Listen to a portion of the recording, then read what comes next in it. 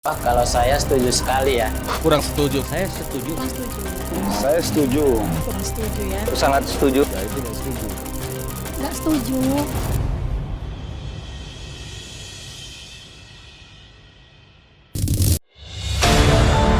Kami dah keluar semua. Dalam 5 tahun terakhir tercatat banyaknya kasus warga negara Indonesia yang berangkat ke Kamboja secara ilegal.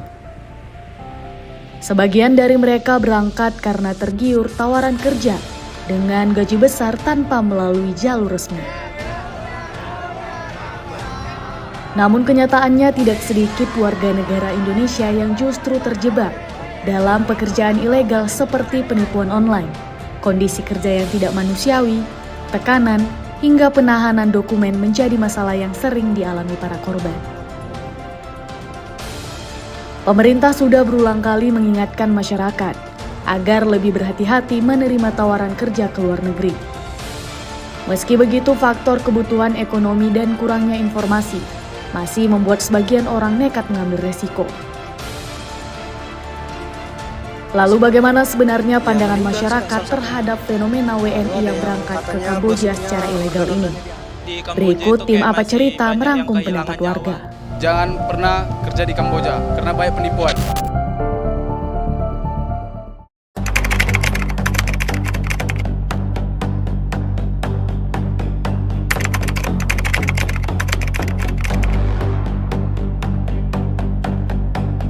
Gimana ya kak? Karena tiap tahun pasti makin banyak gitu kan. Mungkin mereka tertarik dari gaji. Cuman ada beberapa juga yang ya meninggal, tapi tetap aja ada yang kesana.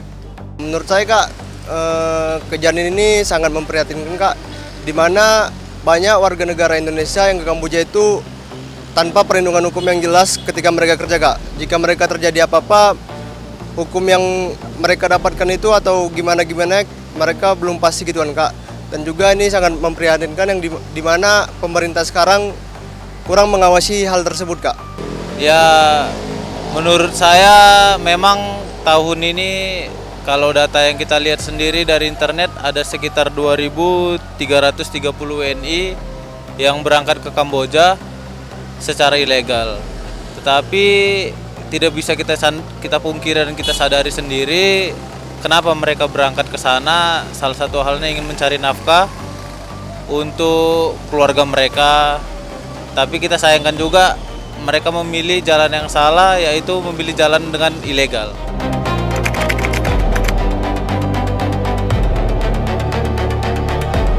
Resikonya ya meninggal sih kak salah satunya. Baru ada yang katanya gosipnya organ-organnya diambil. Kayak gitu sih kak yang saya dengar. Kau yang didapatkan perdagangan orang, tindak kekerasan seperti disiksa, disetrum, tidak ada perlindungan dari pemerintah, paspor ditahan, satu lagi takut hilang di sana, tidak ada kabar dari orang yang kerja di Kamboja. Resiko terbesarnya yaitu yang paling utama adalah jikalau mereka terjadi hal-hal yang tidak diinginkan, seperti terjadi kecelakaan kerja ataupun resiko yang lainnya seperti yang kita tahu perjualan organ tubuh. Mereka tidak bisa dilindungi resmi oleh pemerintah Indonesia. Kenapa? Karena mereka berangkat ke sananya secara ilegal dan tidak terdata resmi di KBRI Indonesia.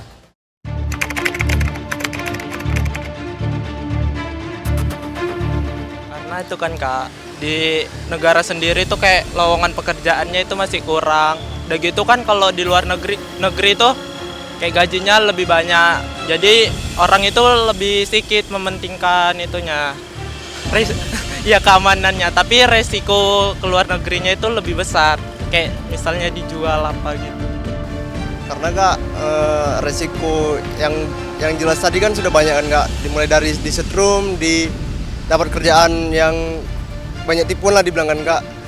Itu sebenarnya mereka itu tahu dengan hal itu, tetapi mereka lebih mementingkan ekonomi mereka sendiri, yang dimana mereka mengambil risiko yang berat agar mereka mendapatkan duit, walaupun itu sangat berisiko kak. Itu semua dimulai karena ekonomi mereka yang masih kurang Kak. Dimana warga negara Indonesia yang berangkat ke Kamboja itu memang mengerjakan keuntungan yang gede kan Kak.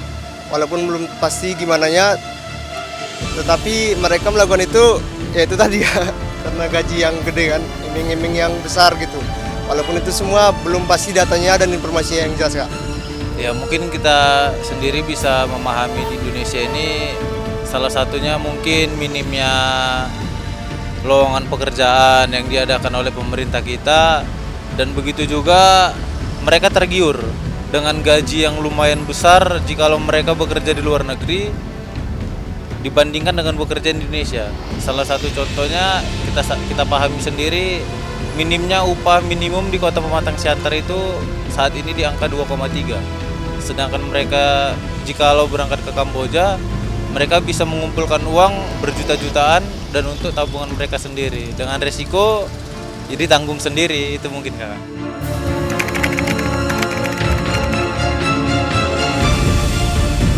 Menurut saya sih pengawasan dari pemerintah itu masih kurang, karena masih banyak korban yang dari Indonesia itu yang di Kamboja itu kayak masih banyak yang kehilangan nyawa dan organ-organnya itu diambil gitu Kak. Sebenarnya sudah cukup Kak di kawasan bandara maupun di pelabuhan. Tetapi masih banyak celah sempit yang masih bisa mereka dapatkan untuk mengambil pekerjaan yang di Kamboja sana Kak. Walaupun risikonya cukup apa ya? Cukup susah, tapi mereka berani mengambil risiko karena satu tadi ekonomi di sini sangat sulit. Mereka tergiur dengan gaji besar puluhan juta. Sebenarnya kalau kita bilang cukup, pasti pemerintah berasumsi dan berupaya sudah cukup. Tetapi masih ada celah-celah yang dimanfaatkan oleh salah satunya pendistribusian mereka ke sana. Pasti salah satu contohnya mereka berangkat ke sana melalui jalur laut. Berarti ya yang harus ditekankan kembali bagaimana pemerintah biar bisa membatasi pergerakan mereka di jalur laut. Karena kalau di jalur udara mungkin mereka minimnya di visa ataupun segala macamnya Kak. Terima kasih.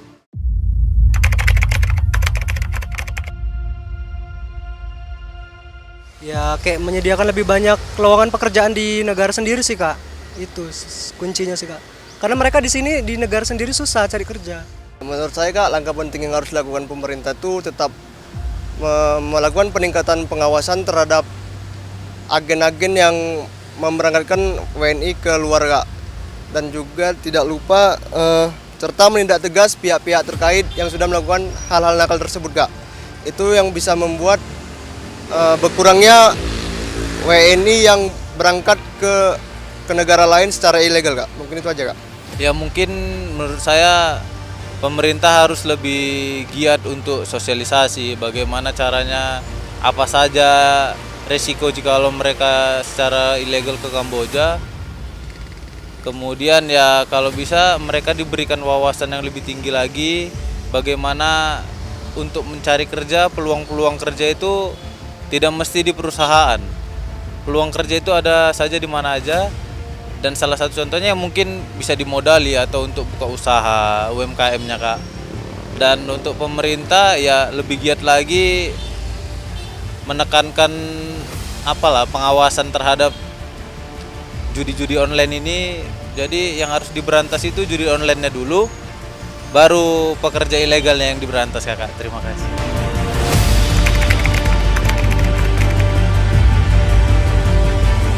Karena udah sering dinasehatin tetap berangkat. Yang saya tahu sejauh ini ya.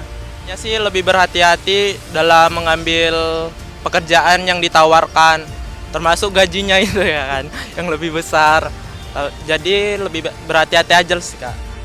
Pesannya jangan sampai tergiur dengan gaji puluhan juta. Karena takutnya di Kamboja sana banyak pekerjaan yang tidak jelas. Seperti penipuan, perdagangan orang, judi online. Ya itu paling penting, jangan pernah kerja di Kamboja karena banyak penipuan.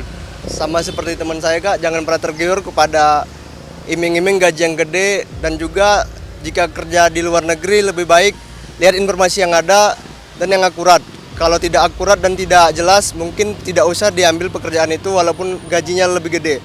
Karena banyak kejadian warga negara yang kerja secara ilegal banyak mengalami kasus-kasus yang tidak diinginkan seperti itu tadi, eksploitasi, kekerasan dan lain sebagainya.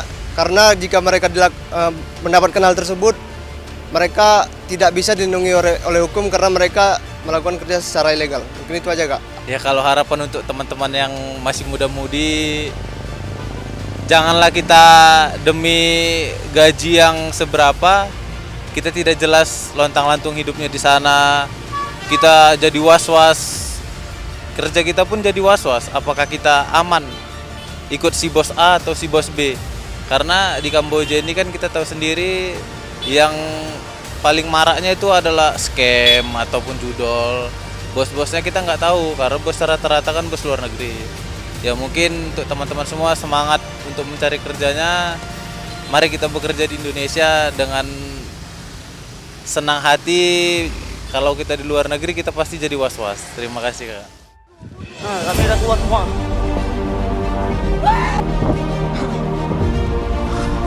Pak, ambil lagi Pak, semua Pak.